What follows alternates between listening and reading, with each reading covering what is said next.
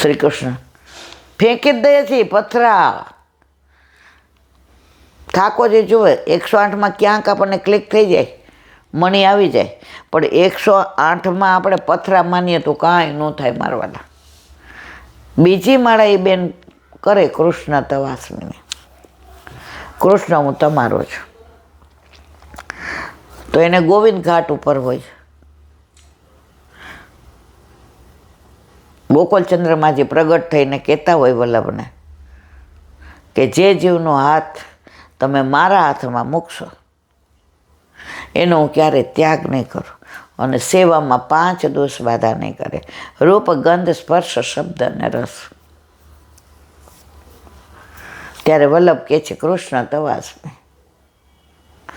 એ ગોવિંદ ઘાટ પર પહોંચી જાય. આપણે બધા પહોંચીએ છીએ, આપણે પહોંચી જાય. આજે જો દીકરાએ સવારે આમ કર્યું હતું, મારે હજી પેન્શન લેવા જવાનું, બસ પતી ગયું.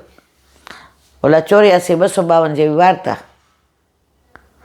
એટલે કાકા અંદર સેવા કરતા હતા.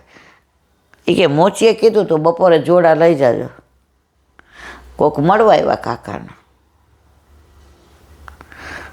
હો કાકા ક્યાં છે? એ કે મોચીની દુકાને છે. કાકા કે તને હું મોચીની દુકાને દેખાઉં છું? હું સેવા કરું છું. એ કે તમારું શરીર સેવા કરતો, તમારું મન તો મોચીની દુકાને હતું. આપણા બધાનું મન મોચીની દુકાને જ હોય છે. સેવા કરીએ, એક સત્સંગ કરીએ, પછી કે દાસોહમ. તો વલ્લભ એવું કહેતા હોય દાસોહમ. આપણે નીચે બેસીને વલ્લભના ચરણારવિંદની નીચે બેસીને કહેતા હોઈએ ગોવિંદ ઘાટ ઉપર દાસોહમ. આપણને કોઈ દિવસ આ વિચાર આવે છે? વાક્પતે નમઃ. વૈખરી વિષભરી વાણીને વલ્લભી વૈષ્ણવી બનાવી, ગંધને સુગંધ બનાવી, ઉકરડાને સુકરડો બનાવ્યો. આજે 28 દિવસથી વિદ્યાનગરમાં કૃષ્ણદેવ રાજાને ત્યાં શાંકર મત અને વૈષ્ણવ મત મતે શાસ્ત્રાર્થ ચાલે છે, પણ નિવાડો નથી આવતો. હે વલ્લભ, હવે આપે નિવાડો લાવવાનો. વલ્લભ કે પહેલાં હું માયાવાદનું ખંડન કરીશ, શુદ્ધાદેહ સાકાર બ્રહ્મવાદનું સ્થાપન કરીશ, અને પ્રસ્થાન ત્રયના બદલે પ્રસ્થાન ચતુષ્ટયને માન આપીશ. પ્રસ્થાન તય કઈ?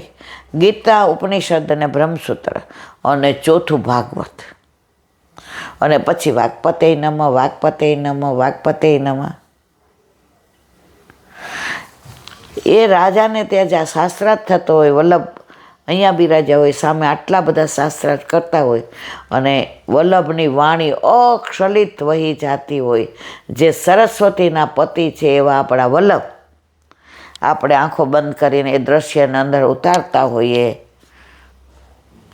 અને પછી ઘણા મુખથી વલ્લભ જવાબ આપતા હોય, એ દર્શન થાય. અને છેલ્લે કનકાભિષેક વખતે 100 મણ સોનાના ફૂલથી વલ્લભને સ્નાન કરાવવામાં આવે, અને એ જળ આપણી માનસીમાં આપણને સ્પર્શ કરે તો રોજ આપણું શરીર શુદ્ધ થાય, સિદ્ધ થાય, સજાવીએ અને સમર્પીએ. આ એક જ માળા વાક્પતેને.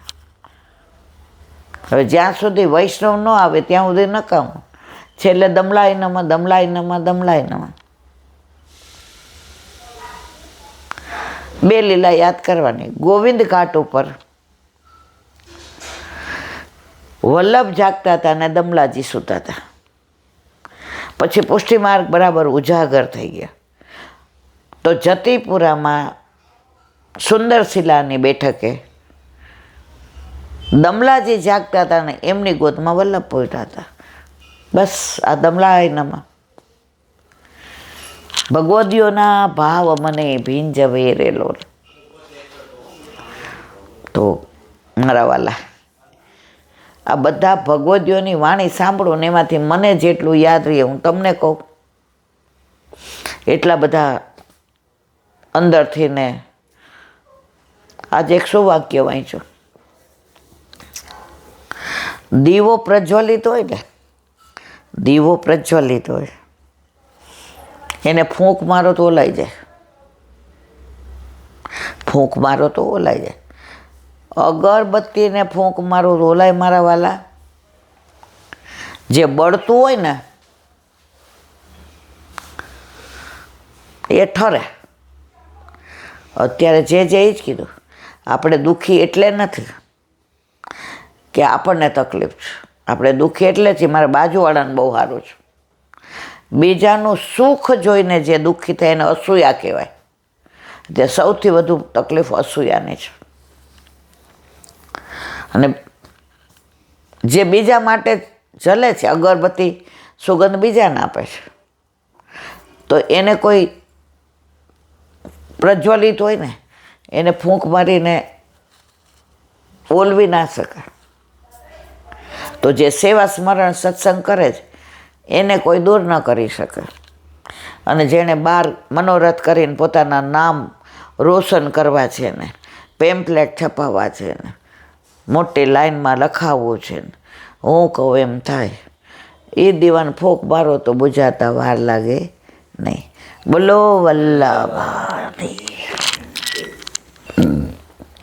ગઈકાલે આપણે રુદ્રકુંડ, બિલછુકુંડ કે વિલાસવન એનું અનુસંધાન કર્યું. હવે આજે આગળ શ્રી ગુસાઈજીના સેવક ચૌડાને ઘાસ ખોદવા જતાં શ્રીનાથજીના દર્શન થયા હતા. દર્શન વગર તે અન્ન જળ ન લેતા. શ્રી ગુસાઈજીએ રાજભોગના માલાજી બોલતા પ્રથમ દર્શન તેને કરાવેલા. હવે આનું વિવરણ થોડું. મોહન ભંગીની વાત આપણે બધા જાણીએ કે એને શ્રીનાથજીના દર્શન થયા હતા ઘાસ ખોદતા. એક કીર્તન આવે છે, મેને દેખ્યો રાસ મેં ગોપાલ. તો ઓલો બિચારો મારા જેવો હતો, એણે ગાયું મેને દેખા ઘાસ મેં ગોપાલ. તો આને ઘાસમાં થયા હતા. હવે એણે નક્કી કર્યું શ્રીજી બાબાને દર્શન ન કરું ને ત્યાં સુધી અંજળ ના લઉં. તો એક બારી છે, તમે અત્યારે શ્રીનાથજીના દર્શન કરવા જાઓ ને તો પરેની બારી છે, મોહન ભંગીની બારી છે. તો ગુસાઈજી સૌથી પહેલાં એને રાજભોગના માળાજી બોલાય એ પહેલાં કરાવતા હતા. તો એકવાર ગોકુળનાથજી પધાર્યા તો સે તડકો આવતો હતો બારીમાંથી. એટલે એમ થયું મારા વાલાને શ્રમ પડે છે. શિયાળો તો ઠીક, પણ ઉનાળામાં ચોમાસામાં બહુ છાર આવે. એટલે આવી બારી હતી ને એણે પુરાવી દીધી. હવે મોહન ભંગી દર્શન કરવા આવ્યા. ચહુડા દર્શન ન થયા, અન્ન જળ તો લેવાય નહીં. એણે શ્રીનાથજીએ કહ્યું જા દોડતો ગોકુળનાથજીને કે વલ્લભ આ બારી પહેલાં ખોલાવી નાખો.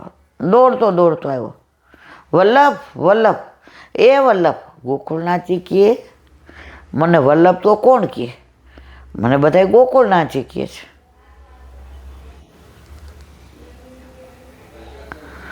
પાછળ જોયું, શું કહેતો બોલ? કે શ્રીજી બાબાએ કહ્યું વલ્લભને કહેજો આ બારી. એ કે શું કીધું? મૂર્છિત થઈ ગયા. મને શ્રીજી બાબાએ વલ્લભ કીધું હે? મારા માટે વલ્લભ કીધું હે? એ કે હા. કે શું કીધું?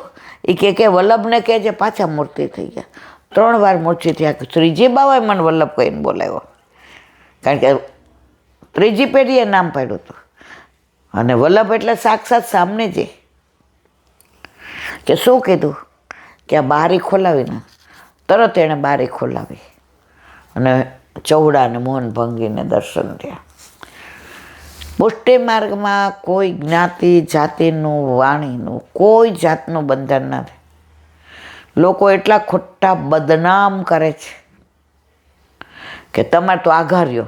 જો અમે આઘારે કહેતા હોઈએ તો મોહન ભંગીને અમે અંગીકાર કરીએ, રસખાન પઠાણને કરીએ, અલીખાન પઠાણને કરીએ, પીરજાદીને કરીએ. આઘાત તમે અમને રાખો જ કે આ તો પુષ્ટિ માર્ગવાળા. અમે તો કહીએ છીએ મારવાલા આવો રી આવો સબ મંગલ ગાવો રી ગાવો.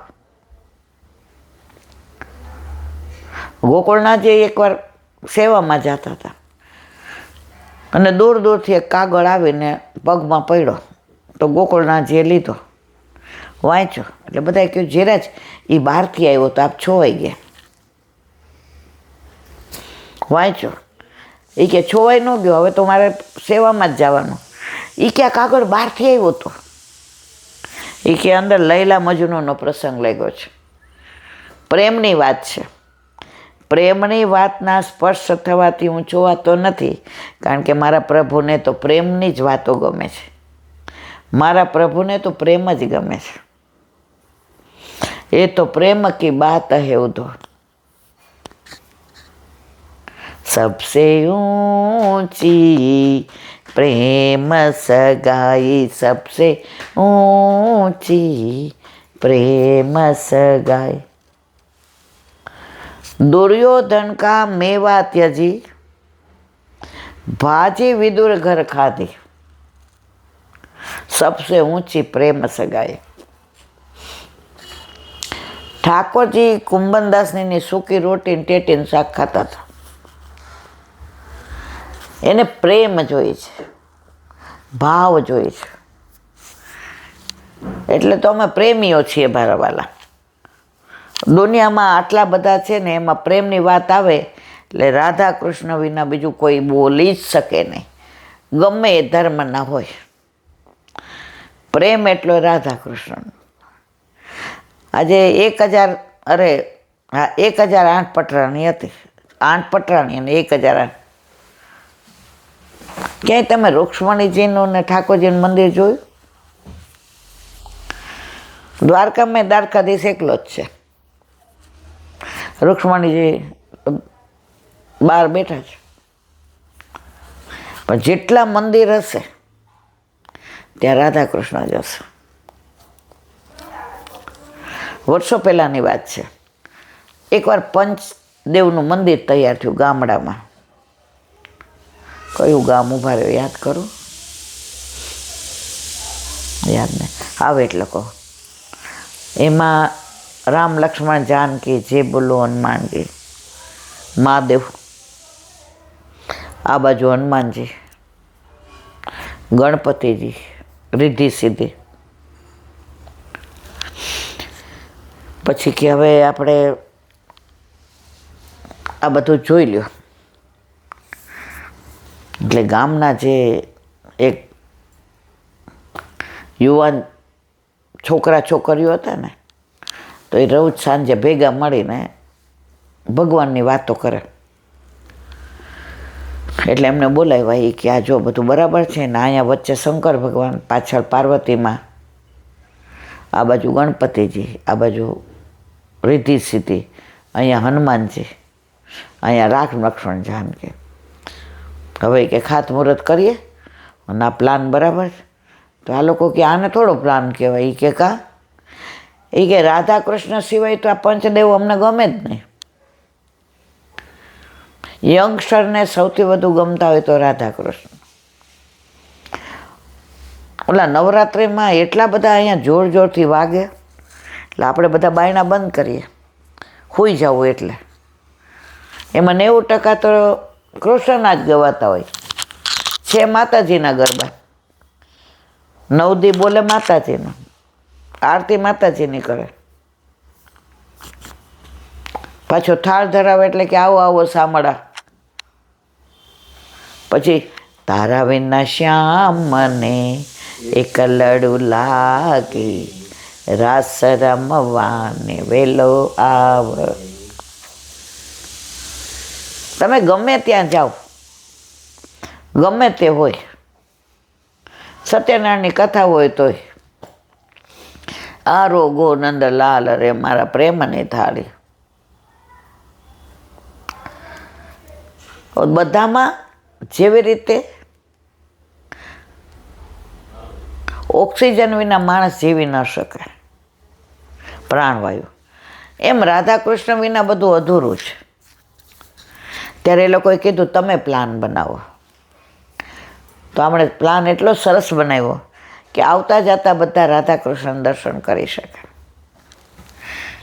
તો તમારા વહેલા તમે ગમે એ ધર્મની વાત કરો કે ગમે નહીં કરો, રાધા કૃષ્ણ વિના બધું અધૂરું.